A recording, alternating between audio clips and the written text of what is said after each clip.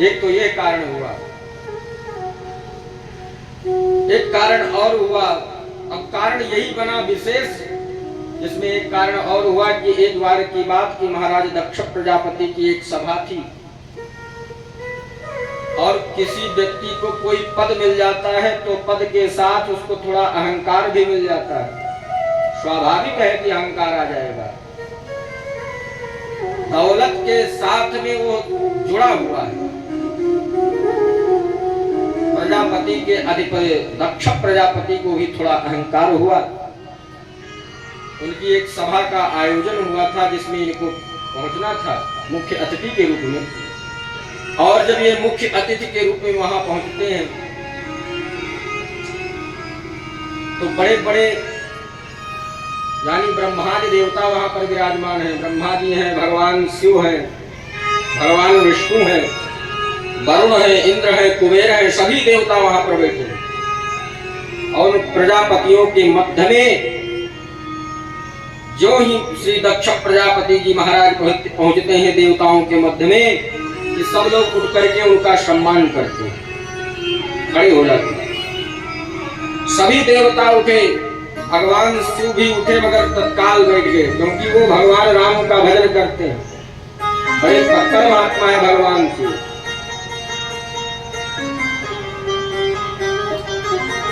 ऐसे भगवान शिव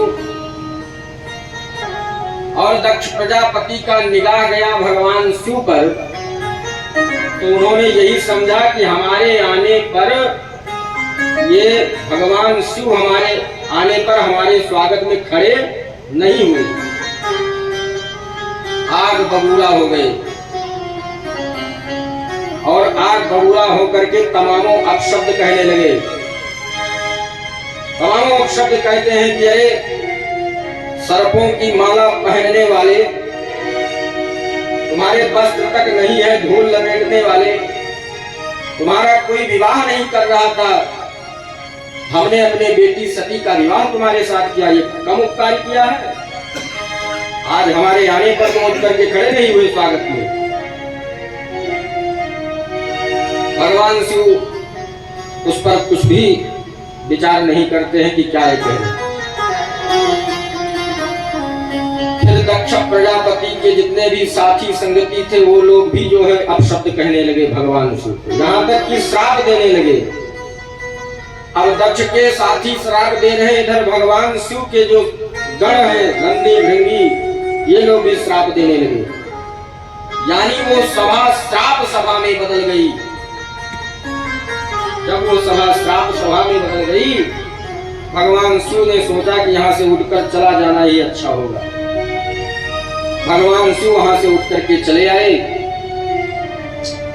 अपने कैलाश पर्वत पर। अपने कैलाश पर्वत पर भगवान शिव आते हैं।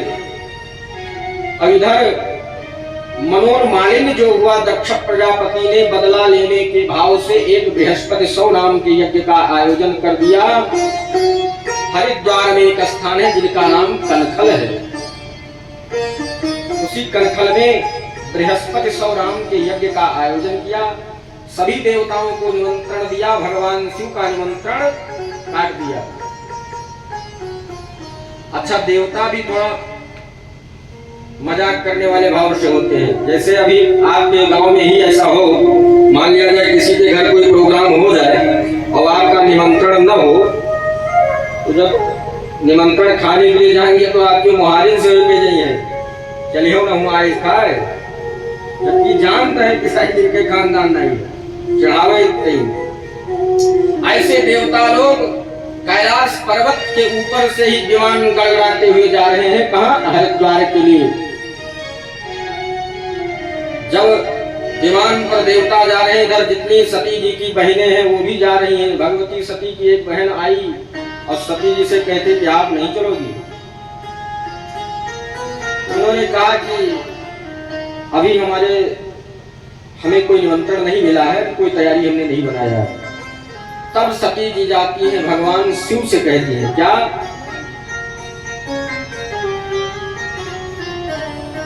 प्रजापतेस्ते स्वसुरस्य साम्प्रतम् निर्यापितो यज्ञमहोत्सवा किल वयं च तत्राभिसरामवामते यद्यर्थितामि विबुधा व्रजन्त हि। यानी भगवती सती जाती हैं, भगवान शिव से कहती हैं, माताओं का स्वभाव देखिए, अब निमंत्रण आए जात यदि तरीको फोन भी हलवर का मिल गवा हो कि हमें नहीं ठना है तो रोज काटी की आरी बनवाई दियो, हमें न्योता करे जाएगा नहीं है उनाई है। और आज जब निमंत्रण नहीं मिला है तो सती जी जाती है, भगवान शिव से कहती हैं कि प्रजापतिस्ते ससुरच काम प्रथम, यानी आपके ससुर के यहाँ यज्ञ हो रहा है। आज अपन नैहर नहीं बताएंगे कि हमें नैहर ठंडा है। आपके ससुर जी महाराज दक्ष प्रजापति ने एक यज्ञ का आयोजन किया है जिसमें आपका निमंत्रण है आपके लिए। भगवान शिव उस पर कुछ जवाब नहीं देते, कहते हैं कि देखिए ऐसा है,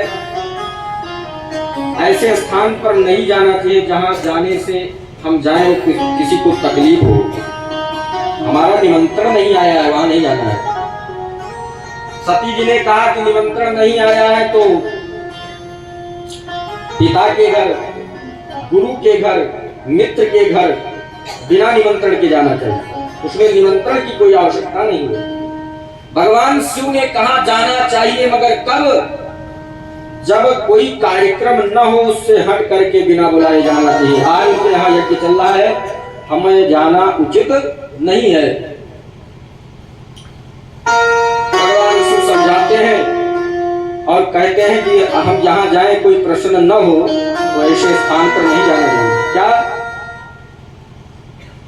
आवत ही हर से नहीं, नयन नहीं स्नेह, तुलसी कहा न जाइए कंचन बरसे मेघ। हम जहां पर जाए हमको जाने से कोई प्रसन्न न हो तो कितना भी खजाना क्यों न बरस रहा हो हमें नहीं जाना चाहिए। आवत ही हर्ष नहीं, नयन नहीं स्नेह, तुलसी कहा न जाइए चाहे कंचन बरसे। मगर भगवती सती का मन नहीं मान रहा है, वो बार बार जाने को इच्छुक है। क्यों? क्योंकि मायके का याद आ रहा है कि हमारी तमाम बहनें आई हैं, सब पूरा आज सब सज रहा होगा और वहाँ सारी तैयारी होगी, उनसे मिलवे इनसे मिलवे, यह विचार करते हुए उनका मन नहीं मान रहा है और वो चल देती है कि हम तो जरूर जाएंगे। कुछ दूर जाती है, वापस आती, फिर जाती है, वापस आती है। इसके बाद भगवान शिव को प्रणाम करने के बाद भगवती सती चल देती है। भगवान शिव ने भी कह दिया वही है वही जो राम रचिया, वही है जो राम